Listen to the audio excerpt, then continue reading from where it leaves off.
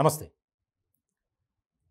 2 తెలుగు రాష్ట్రాల ప్రజలకు ఆయన పేరు బాగా పరిచయమే. అంటే ఇప్పుడొచ్చినటువంటి తరాలకైతే తెలీదు గానీ, ఆనాటి తరం వారికి బాగా తెలుసు. ఆయన శాంతి స్వరూప్. దూరదర్శన్‌లో వార్తలు చదవటంలో ఆయనకు మించిన వారు లేరు.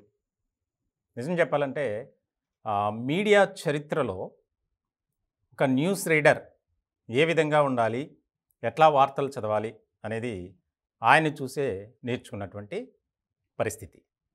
ఆయన గుండెపోటుతో మరణించడం జరిగింది. ఆయనకు సంబంధించి ముఖ్యంగా కొన్ని విషయాలు ఆయన దూరదర్శన్‌లో చేరినప్పుడు ఏ రకమైనటువంటి ప్రాంప్టర్ గానీ ఎలాంటివి లేవు. అలాగే 10 ఏళ్ల పాటు ఆ పేపర్ మీద స్క్రిప్ట్ రాసుకునే వార్తలు ఆయన బట్టి పట్టి ఆ వార్తల్ని ప్రజెంట్ చేయటం. ఏ రకమైనటువంటి పరిస్థితి ఉండేదో అందరికీ తెలుసు.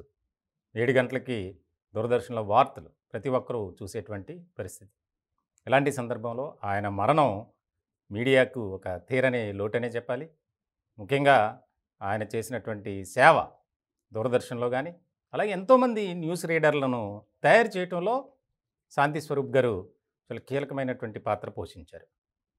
నిజంగా శాంతి స్వరూప్ గారు లేరన్న వార్త మీడియాలో ఒక రకమైనటువంటి షాక్‌ని కలిగించింది.